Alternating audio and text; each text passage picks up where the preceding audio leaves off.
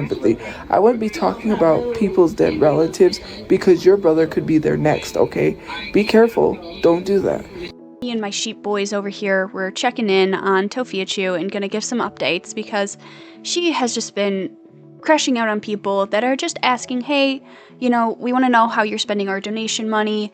She's crashing out on other TikTokers that are calling her out like, hey, you're not really using the money on how it's supposed to. So it's just this whole entire drama with her, and it's just getting to the point where it's like, it's old Tophiachu. Sure, you feel bad that Mama Chu got hurt and Brother Chu passed away, but it's like, at the same time, you're not acting responsible in this situation. So I don't have sympathy when you're beefing with people and you're claiming that you're supposed to be grieving. Yeah. So it's just been a wild little drama. So me and my sheep boys here, we're gonna fill you in on what's been happening. So I hope you guys enjoy the video and let's get into this. Let's start back at the day of the incident, because this is a big talking point that in most of Tophiachu's new TikToks, she's saying, well, she can't give up information. On the day of the crash and a couple days after the crash, the shooting, the police have made multiple statements. They even used Tophiachu's statement in this news article that I'm about to show you. She's saying that she can't give up updates, it's an active investigation, but the police pretty much have given up all the information that they have at this time to local news stations in their press conferences of what happened. And Tophiachu's making it out as if she is the only victim of this random act of violence. She is not. There were at least 2 other people confirmed. A security guard that killed the suspect after he came to the apartment complex towards the end of his violent act. And then a black Jeep owner that actually got hit by the Slidell's car. So she is not the only person that is a victim of this. So Tophiachu's making it like she is the only one. She is not the only one, let's be clear. Now yes, was Brother Chu the casualty of all of this dude's violence? Yes, you cannot deny that. Yes, it is really upset that Mama Chu and Brother Chu did get hurt by this guy, Brother Chu being killed. But she's making it like she's the only one that was involved in this, her and her family, and that's not really true. So officers responded this morning to a reported shooting in the area of Ponderosa near Montgomery Boulevard, and this was near Montgomery Park.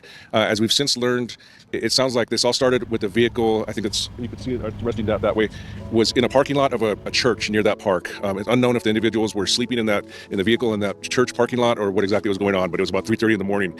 There were 3 adults in the vehicle. Apparently someone approached them and maybe tried to carjack the car. One of the victims reported that the driver, who was her brother, was shot. And then the suspect tried to grab her and pull her out of the passenger seat. She was able to get away and flee from the victim. There was another female victim, who I believe is the mother of those 2, was also shot. At that point, the suspect fled in their car with the male who was deceased and with the mother who was shot and injured. They came shortly this way, probably less than a mile onto Montgomery. We're right near Georgia Street. At that point, the suspect was driving their car. He crashed out just a little further down here from me, crashed into a black Jeep. Both vehicles are on scene at that point. The individual who was in the black Jeep then got in a confrontation with the suspect who had been driving the car. That individual noticed that there was someone in the driver's seat who was full of blood, and the female as well. A security guard at the apartment complex just down the way here on the south side of Montgomery then approached the confrontation, and then the confrontation expanded even further, and somehow then they ended up in the parking lot of the apartment complex, the security guard and the suspect. At that point, at least 1 shot, possibly 2 shots were fired. The suspect was fatally shot. My understanding is he was transported to the hospital but died either on the way or at the hospital. The female, all 3 were transported. So the original male was transported, but he died as well. And the mother was transported. She's believed to be in stable condition at this point. And then the last person was the female who got out of the car back at the park. She's okay at this point. She is with law enforcement at this time. Officers, so we do have different scenes here. We have Montgomery, we have where the crash happened, we have the apartment complex, and we have that area near the church in the park. They're looking at vehicles at that area, trying to see where the suspect came from, who he is, and going from there at this point. So just timeline, it started at the park? This started, yeah, I guess in the parking lot of the church, which is across the street from the park. So it's unknown if they were being allowed to stay there, if they were homeless. That was the initial speculation, but we just don't know at this point.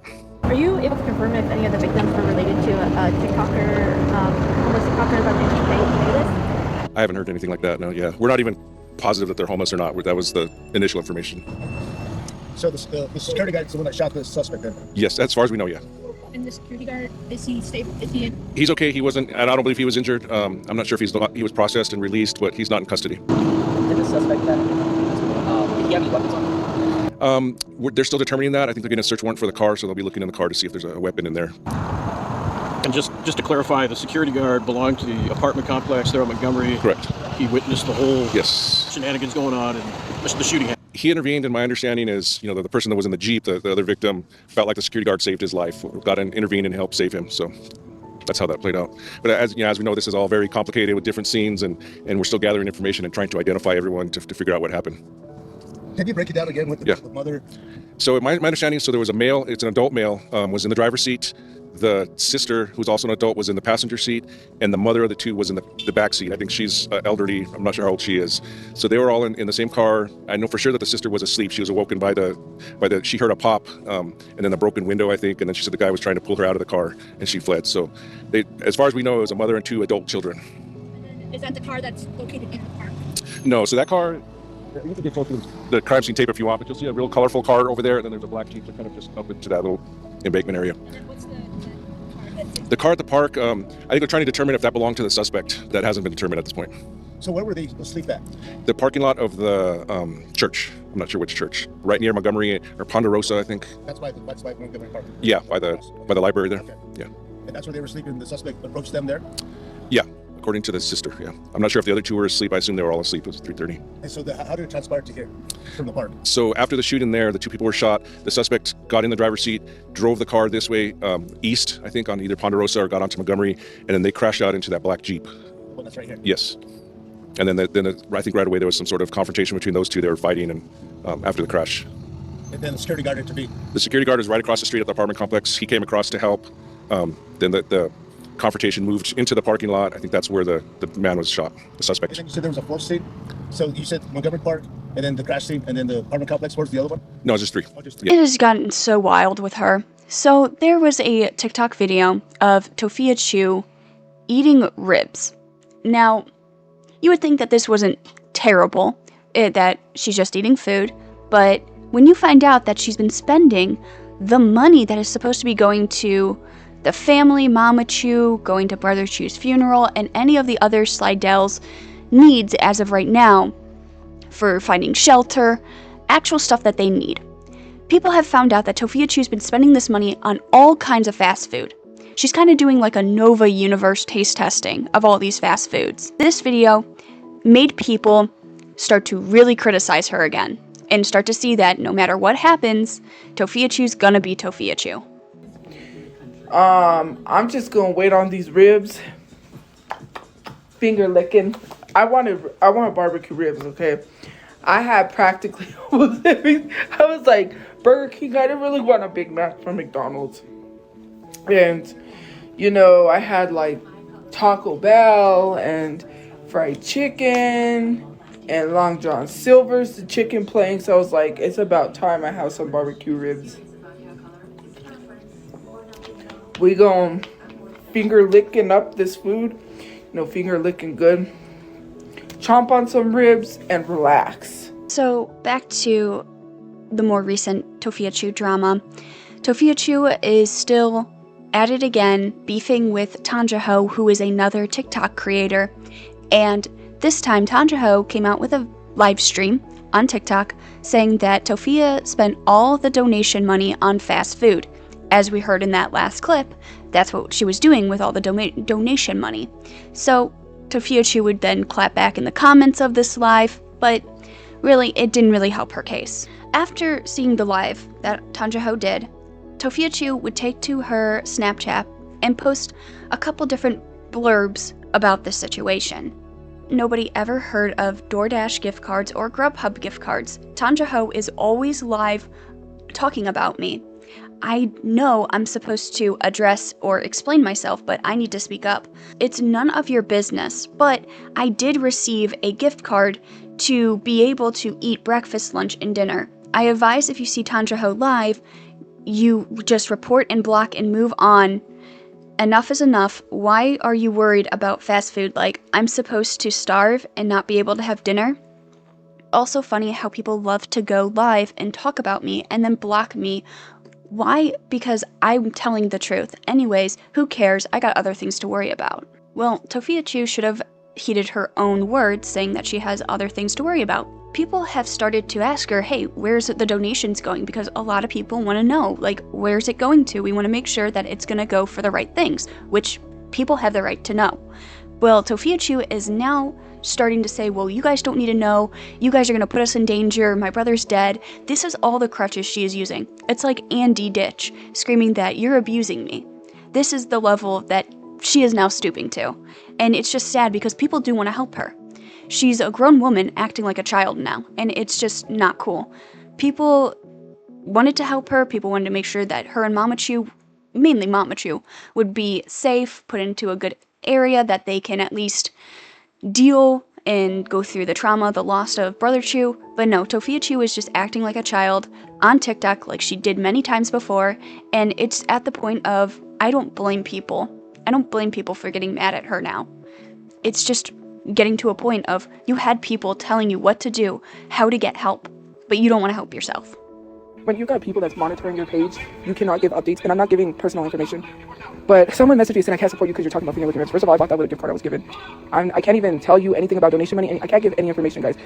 You guys really have to use your common sense when speaking, because this is an active investigation, meaning we don't know why this guy did what he did. We don't know if we're still in danger. We don't know anything. So you can't demand me or get mad at me because I'm not updating anyone. I'm taking care of my mom, trying to get us to a safe space. That's all. I can't even be giving personal information. I'm sorry. I can't. It's safety. Use your common sense. I'm going to address it on here because I've already addressed it on my Insta story. If anyone gets mad at me and says that I'm spending money improperly, first of all, any food that I've been buying is with a gift card. Other than that, I can't divulge any information. I got people monitoring my page to make sure me and my mom are safe, and I'm not saying information I'm not supposed to. And these are real life people. I have to start thinking about minding my mom's safety until we're in a safe place and continue to keep our safety. So any information, including donation money, I cannot be explaining to anyone exactly. I have not been improperly spending anything. It's none of anyone's business what I'm doing with any money. At this point in time, it's still an active investigation. So until we know why this guy did what he did, I gotta keep myself safe in case somebody else tries to come and harm my family. I gotta keep my family 100% safe. So any information I can't divulge. I can't update anyone. Sorry.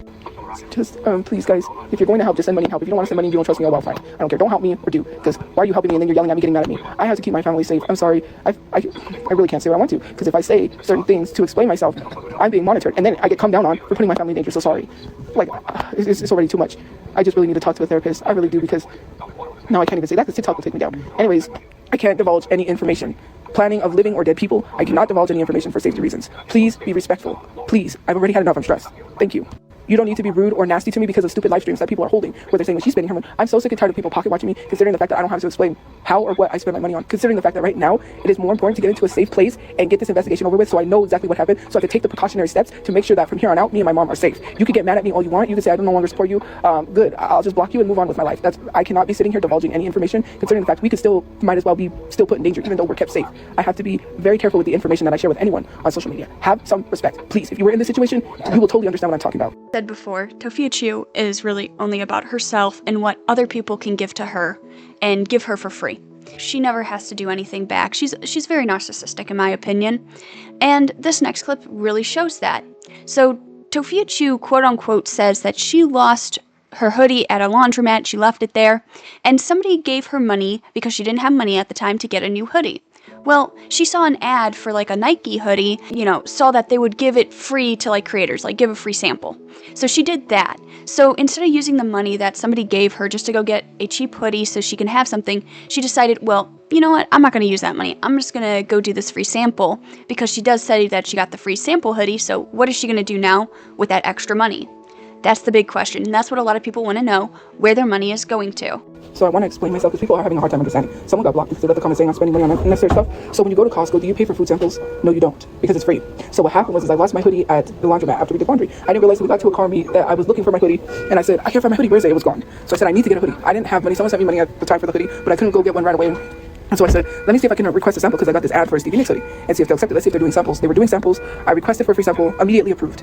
Now my hoodie's sitting at the post office because that's not a priority, and I can't pick it up. So that's where that video came in. I requested a free sample for a hoodie. I don't know why people are pocket watching. That's not a priority, but you still have to make a video or you'll catch a violation, considering the fact that I do want to reach out to more TikTok shops to get more free samples. But as of right now, I just had to make that video because I reached out to the company. They hadn't reached out to me yet, and obviously I'm going to catch a violation. So I posted the video. They reached out to me with their condolences, which was really nice. And I really hope that you guys buy it. The link is not there. I was going to post a picture with the link, but right now that's not a priority. When I can, I will. Hopefully I can go pick up the hoodie soon at the post office, but mind you, that is far from being a priority because I have way more serious priorities and issues I need to address before I address a free sample hoodie. Okay, common sense. I suggest, instead of pocket watching people, here's what you do. You go to the TikTok shop. You see that it says request a free sample. Request a free sample and see if they'll give you one.